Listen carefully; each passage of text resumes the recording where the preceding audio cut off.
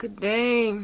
It's the next day. It's the next morning, actually. As you can tell, my face is shining because I've just washed my face. Yes, I'm rocking the same clothes because, like I said, where am I going? Where?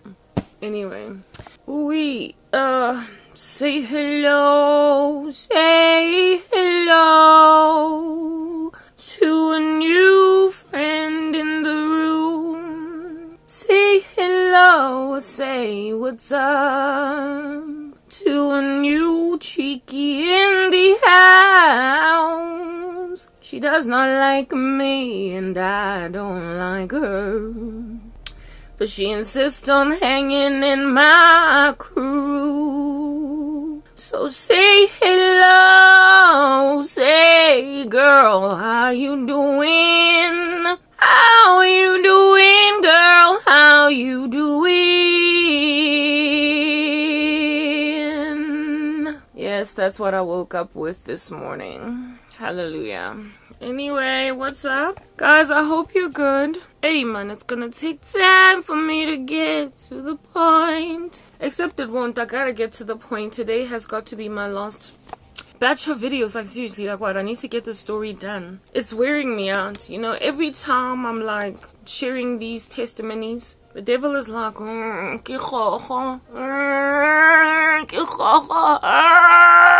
then he attacks me. And I'm like, you like the pimple on my face, you're the pimple on my skin. You're the pimple, you're the pimple. You like the pimple on my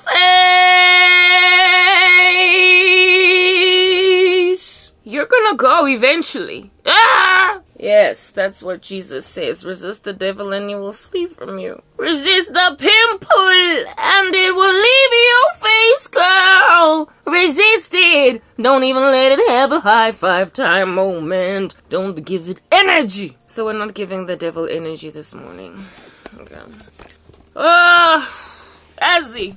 Satan. Oh, maka bogile. Ubogile. Lenja my bogile. Lenja my bogile. Lenjanja my bogile. Is a hobo like bogile. Check you. A bogile. Be easy.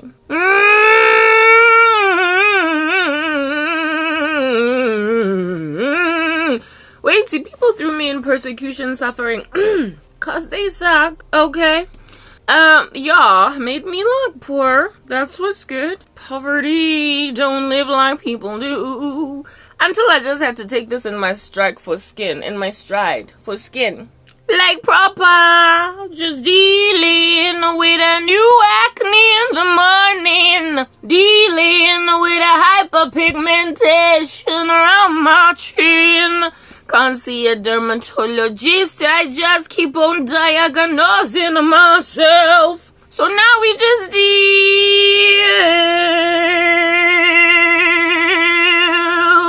Hyperpigmentation. That rubbish is gonna leave. So that's why I gotta tell my story, so y'all be handled for my hyperpigmentation. Somebody gotta give me justice for that. Somebody! And this is it. So let's go on right ahead and chat chirikan. How's my wig sitting? Why rolling my grill? Why?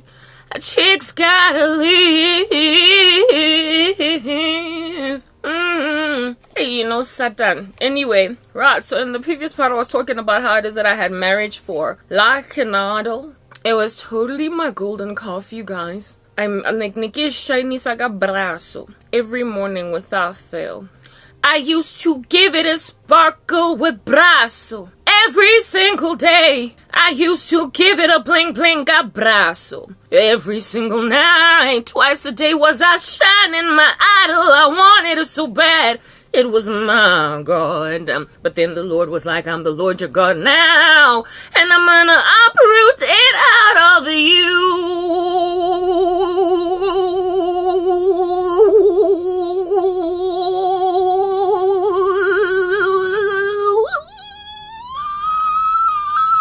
And I was like, wow, Jesus, thank you.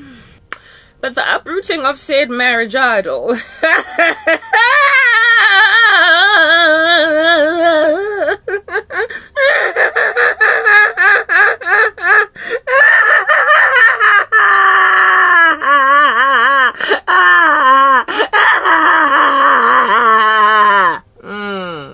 Would do that to a sister.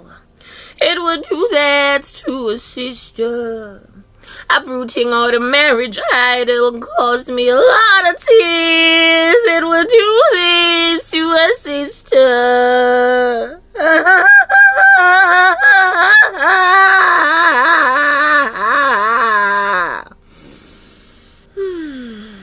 And that's what we're gonna talk about. Okay, y'all know the Lord is the lover of our souls, you guys, right? It is written in John 15 that, you know, he chisels and, like, chops up and chisels. Okay, I'm gonna burp. I just woke up, y'all. I can't just carry on from where I left off. Where have you ever seen a person just jumping onto their laptop fresh out of bed and giving their best? Anyway. Whatever, righty, you guys. So we're gonna go into John 15 and not try to, like, get into our noodles and just, like, figure that out. Okay. Herein lies the deal, you guys. I'm gonna read you John 15. Hang with me, please. It goes a little short like this, I am the true vine, and my Father is the vine dresser. Every branch in me that does not bear fruit, he takes away.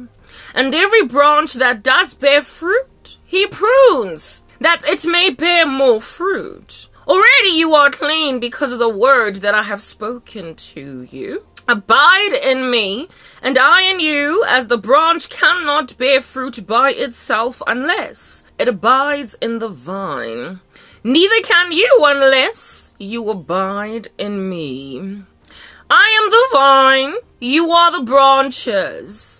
Whoever abides in me and I in him, he it is that bears much fruit, for apart from me, you can do nothing. If anyone does not abide in me, he is thrown away like a branch and withers. And the branches are gathered, thrown into the fire, and burned. If you abide in me, and my words abide in you, ask whatever you wish, and it will be done for you. By this my Father is glorified, that you bear much fruit, and so prove to be my disciple. All of y'all out there in these streets be teaching this random grace doctrine that ain't got nothing to do with works. What are you doing exactly, sister? What are you doing exactly, brother? Oh, you in trouble. Okay. As the Father has loved me, so have I loved you. Abide in my love. If you keep my commandments, you will abide in my love, just as I have kept my Father's commandments and abide in his love. These things I have spoken to you, that my joy may be in you, and that your joy may be full.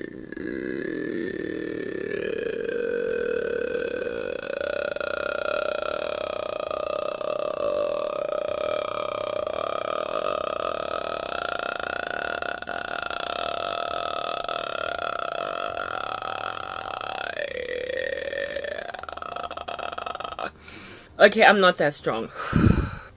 This is my commandment, that you love one another as I have loved you. Greater love has no one than this, that someone lay down his life for his friends. You are my friends if you do what I command you.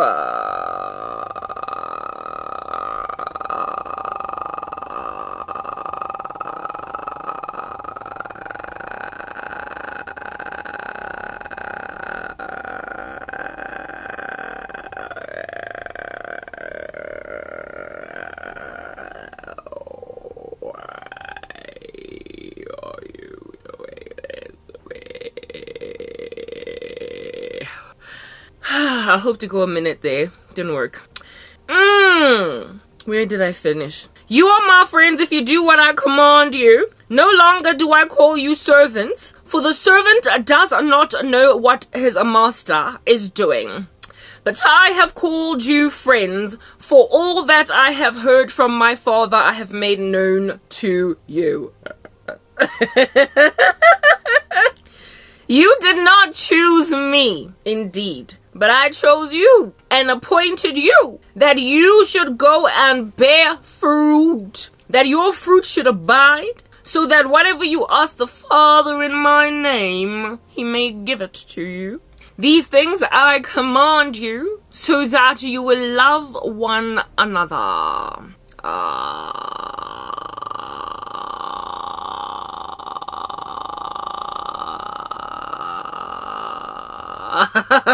We're not doing it anymore.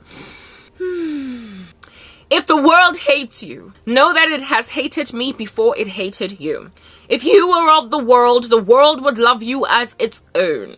But because you are not of the world, but I chose you out of the world, therefore the world hates you. Remember the word that I said to you. A servant is not greater than his master. If they persecuted me, they will also persecute you.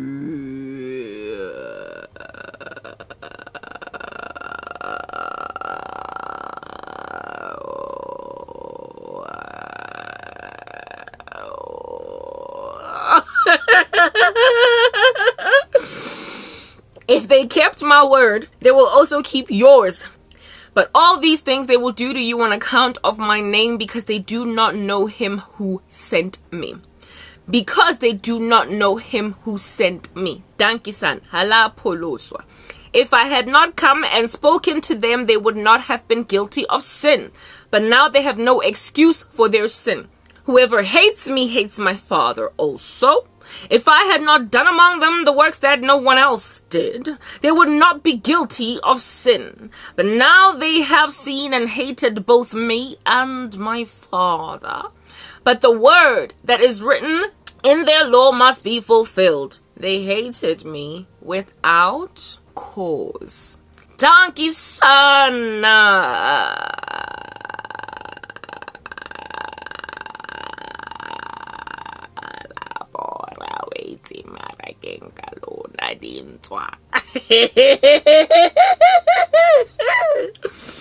But when the Helper comes, whom I will send to you from the Father, the Spirit of truth who proceeds from the Father, he will bear witness about me. And you also will bear witness, because you have been with me from the beginning. Thank you, Jesus. So me, I thank you. Okay, I'm gonna just read this little bit of 16. I have said all these things to you to keep you from falling away. They will put you out of the synagogues. Indeed, the hour is coming when whoever kills you will think he is offering service to God. And they will do these things because they have not known the Father nor me. But I have said these things to you, that when their hour comes, you may remember that I told them to you. I had to read that, guys. I had to like a DJ. Bring that to your general constitution, because herein lies the deal. I was an idolater. Frankly, I still am to a certain extent, okay? But I'm being sanctified unto truth. That's what's good. And the sanctification has lasted 12 years and will last until either I die or the Lord raptures the church, which I frankly think is rather gonna happen first. Okay. Sanctification, as you heard over there in John 15, happens painfully. It is a treacherous affair to your flesh. Do you understand? Sanctification basically just uproots whatever is the thing that you need to get rid of. Okay? And that uprooting is a pruning. Pruning is a cutting of a tree, that it might bear more fruit. You can't be rolling out in these golden streets, cause proper, those are our streets.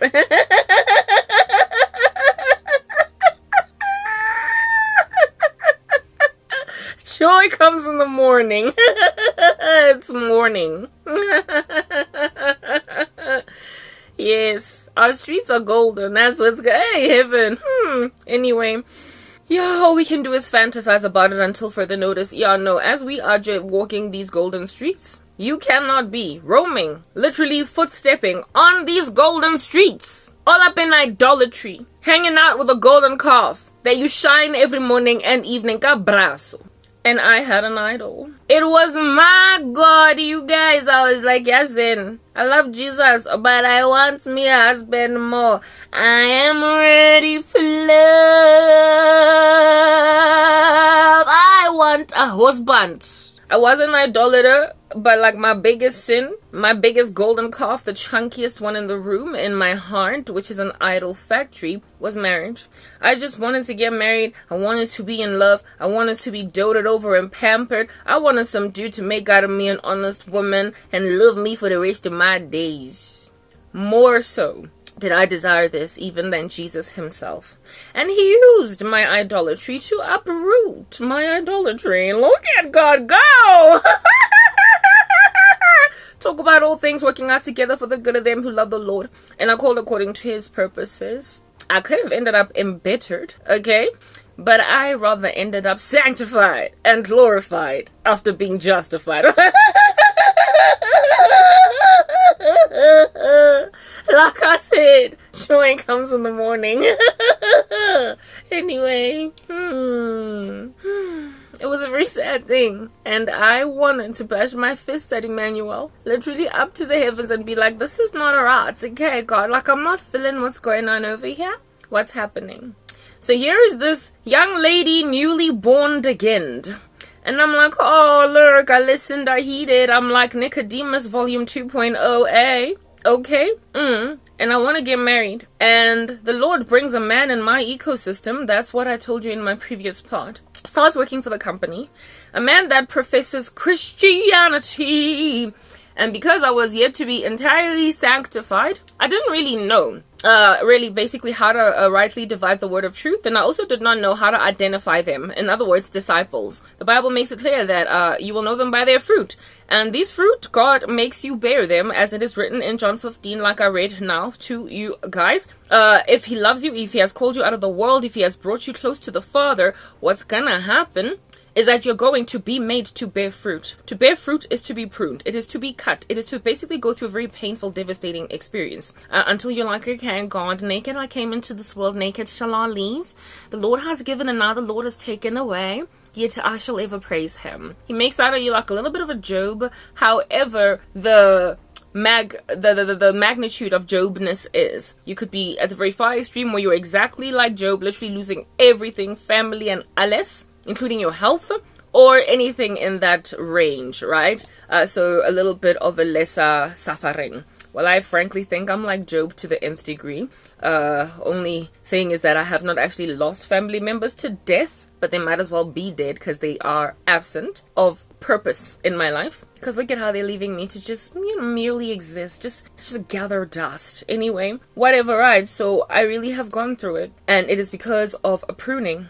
Now, my idol, like I said, was marriage. And because my idol was marriage, it had to be uprooted if at all I was going to get close to God. Remember, in previous parts, I highlighted Revelation 22, where it is written that neither outside of the dogs, no, those who practice falsehood, the sexually immoral, the sorcerers, the idolaters, will not inherit the kingdom of heaven. That's not just Revelation 22, but pretty much littered across the scriptures. Okay? And I was an idolater in this particular regard. Sexual immorality, I was throwing it out the window. I knew that there was no way I was going to have sex outside of marriage. So that's an idol that was uprooted and actually brought me to Jesus. However, I still wanted a husband more even than I wanted Jesus. And he knew that. My total idol. Unfortunately, being born in a country so rich, teeming at the folds with gender-based violence, and men who, in the pursuit of happiness, or the pursuit of what they want in life, careers and whatnot, they comprehensively just disregard pursuit of righteousness or virtue in order that they might be made the kinds of men that Christ was, that he might love the church. right? They've been called to love women. They've been called to be a responsible patriarchy. However, like I said, in the pursuit of whatever it is that you are pursuing, out here in these streets, they then drop at the door manners towards women. And I just so happen to have been born as a woman that has an idol for marriage in a country that literally, statistically, is the worst country to live in as a woman. That is a whole total world stat, okay? South Africa is the worst country to live in as a woman. I ain't lying. Go look it up. Yeah. Here it is that this woman has got a golden calf in a nation where that golden calf can get you killed. Gender-based violence style can get you blue eyes, can get you given diseases, can get you given a bad rap sheet as a woman. And I was like all naive, bright-eyed, bushy-tailed, thinking differently. Did not know just how bad the disease was in our men. The disease in our men, of which, frankly, caused a grander disease in women. But the first domino to be tipped was men. I keep saying the buck stops with them. Why? Because they are men. God gave them leadership. So when societies fall apart, they're to blame. Done. Ain't nobody out here in these streets passing blame. I'm just basically admonishing the hierarchy that God gave us all. And it is such that God, man, woman, children. So, you there who are under God, if everything falls apart, it's you. It's you. It's you. Ooh, ooh, ooh, ooh. That ruined society. So evilness, an incredible one at that, in females, is literally directly linked to the lack of authority walking in it as Christ will have you walk in it by men. Very well. So South Africa just kind of let itself, lead life through bad girls that basically caused evil men to make out of themselves Ahabs that just threw Israel into the mud and the dust. Cool. Rando guys that aren't really guys. And mind you, when you've got rando guys that aren't really guys, they're eventually going to get to a point where they just want to be guys because that's what they were born to be and walk in their authority. But since they've got such strong bush androgynous females roaming these streets and making out of themselves Jezebels running in Ahab, they're then going to want to take their power by ngane, by force. And the way that they're going to do this is going to be through just a very copious amount of violence. Yes. And I was living in that country, having an idol, out of marriage. Yeah.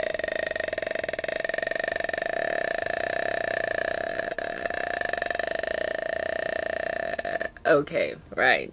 All the best, Garabo. Yeah, okay, cool beans and bananas. Now, if you are living as a man in a country so full of strong gangstrosity females, just strong, and they've had to be strong because there's a problem out here in these streets with men, and you cannot weaken that muscle by just physical sabotage or whatever, then you're going to turn to spiritual means to basically gain your manhood by fire, by force, using metaphysical forces. And so there's just a ramp up of sorcery all over the show.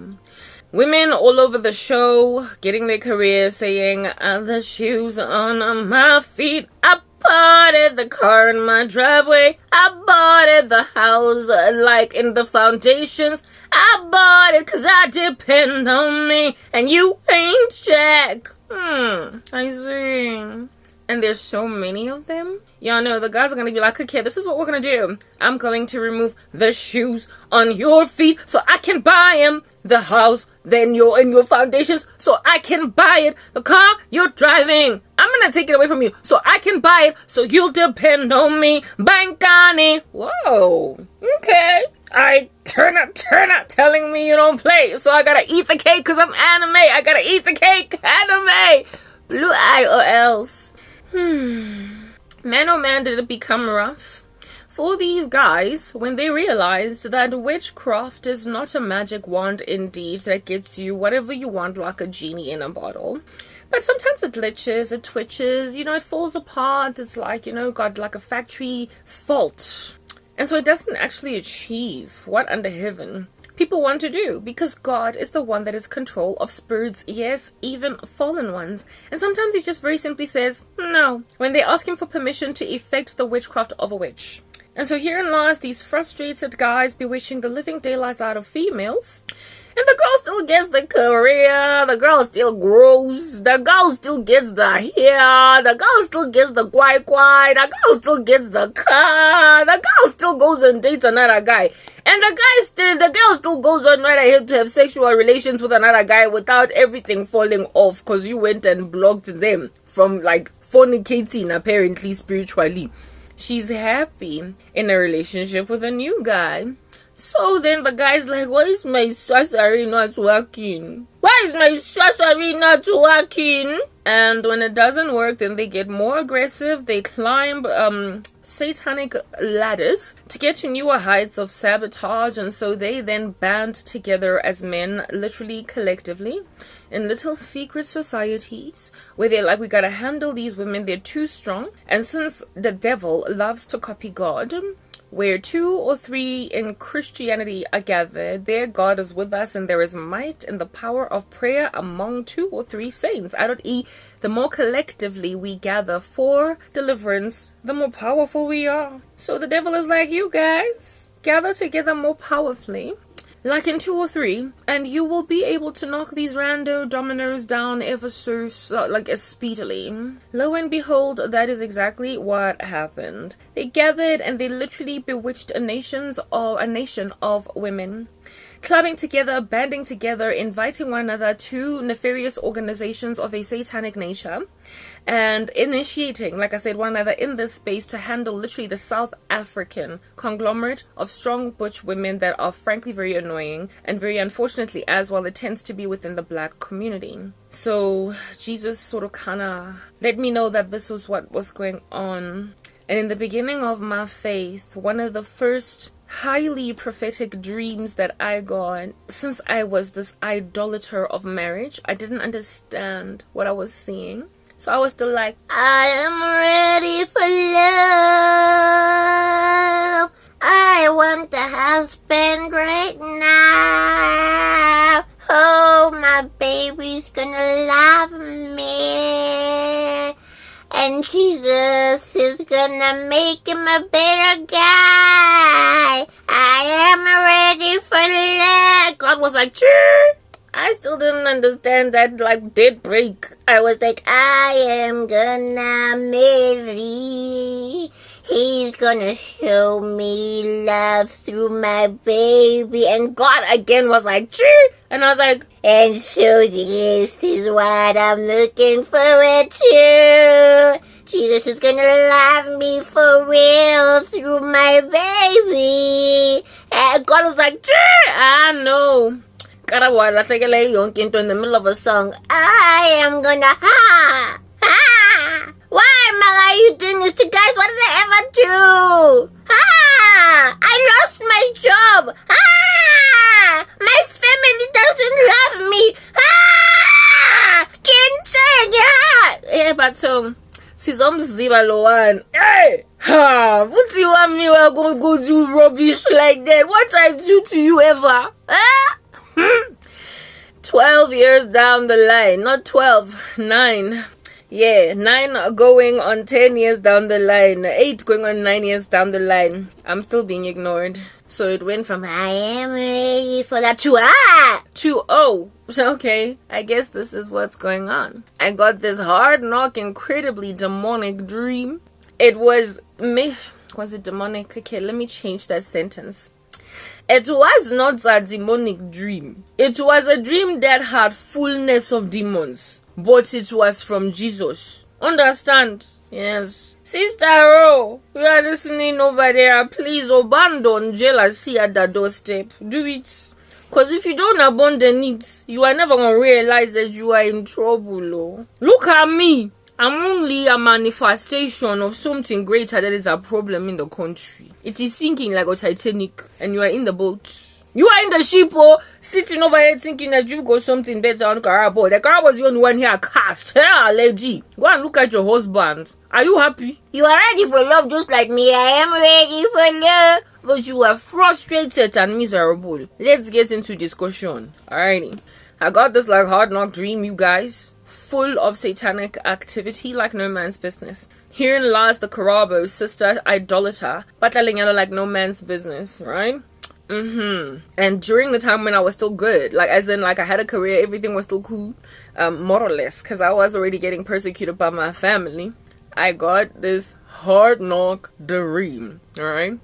KwaZulu Natal, Durban, exactly, headquarters. KwaZulu Natal, Durban. Y'all have been set apart mina nginomsebenzi ngizela ngomsebenzi umsebenzi lwami lona.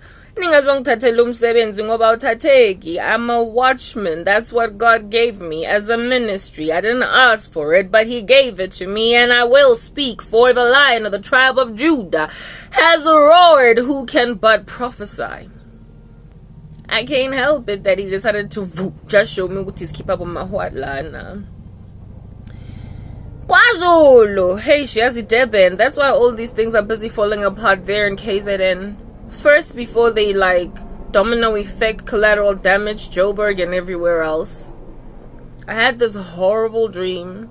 I didn't understand it. I just woke up and brushed it off, went to work, continued to eat an apple. Like tomorrow was gonna be good. Where I saw this building, alright? It was like, it looked as if though it could have been it was in Durban. It looked as though it could have been in Berea, in particular. Berea, right? Overlooking, it was in the CBD. It was in the CBD. I saw a lot of buildings. It looked like downtown Joburg, sort of kind of like just, barely any trees, barely any, you know, man, inner city Joburg, like, yeah, type setup. Just barely any trees. That's where the headquarters of this satanic organization is at. Sister's busy praying for her husband. Can you give me a husband? I want to be love. And then Jesus gives me this horrific dream. And in this dream, you guys, it was, like I said, a building in downtown CBD, Durban. It was definitely Durban. KZN, Durban. Not Kwamashu, not Mapumulo, but Durban. Okay? And there was, guys, you know, dreams are weird like that. Like, if you dreamt, right, sometimes you know how, like, you would dream, for instance, of your house where you live in, but a portion of your house will be the house you grew up in, your grandmother's house, and then a portion of the house will be the school that you attended, but it's your house. Yeah, this dream, it was a combination of some building that would indeed be like it looked like an officey building, the kinds that you would find go CBD, low-key debilitated, like not so much debilitated, you know, the Joburg men, old buildings were untidy there. It's very untidy. It was a building of that nature, but it was mixed. Okay, literally, it was a combination of, listen up, my high school, and in particular a class I in high school took, we because when you are in grade 8 and grade 9 you do all subjects, and then when you get to grade 10, that's when you do your electives, right? I didn't do home economics to matric. I only did it up to grade 9. So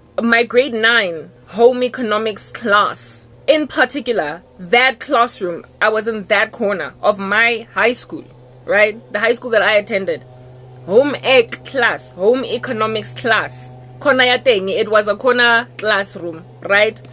That's where it was a combination of that class, yeah, home ec combo, that building, like a debilitated building, office building of sorts, home ec class, lay and the flat. Like when I was growing up, my cousin's family, Nebadula go downtown Joburg, opposite. You know that ANC building, back in the day they bombed it, like in downtown Joburg, Ekopila North taxi rank. Yeah, they lived opposite that ANC building that was attacked with some kind of an explosive, and they, like I said, they lived opposite it. And when that explosion happened, they felt it broke their windows. It was a whole thing. They had to evacuate for a week and come back home. Okay? They didn't bomb it. Lista building. Hey, it's like right by the Lista building, a medical center, whatnot, like opposite North. My cousin used to live there. Like she and her family, that they lived in those flats. Alright? Yeah, no. It's like the that building was a combination of that high school, of my high school, Mara in particular class ya home eke, that like a regular office building, but also where my cousin lived, opposite ANC building. Esekila bomb, 90s somewhere. It was literally a combination of these three like places, whatever. Like it just like it's like in the dream, it kept on morphing between that joint and this, that joint and this, as this noise come on triang bora. But anyway, whatever. Yeah, lawnmower. Guys, you know what? I'm already in here like 38 minutes and I need to pee. Like I'm pressed to pee. I drink a whole bunch of water in the morning. So, and again, Toro and Peke. I'm gonna move into then the next part and I guess re-explain again this dream. Basically, like yeah, unpack it. I never understood, right, or to help you understand the dream, I never understood what in the world I was seeing and what God was telling me until literally like after losing everything, after my life fell apart, when I was still in my apartment before I lost even that, I finally realized that I was given a spiritual gifting and I understood it for exactly what it was. And then I started to seek the Lord's face to give me understanding as to what I was seeing. And at that stage I was like, yeah. And that's I knew there and then that there is like a disease in the country.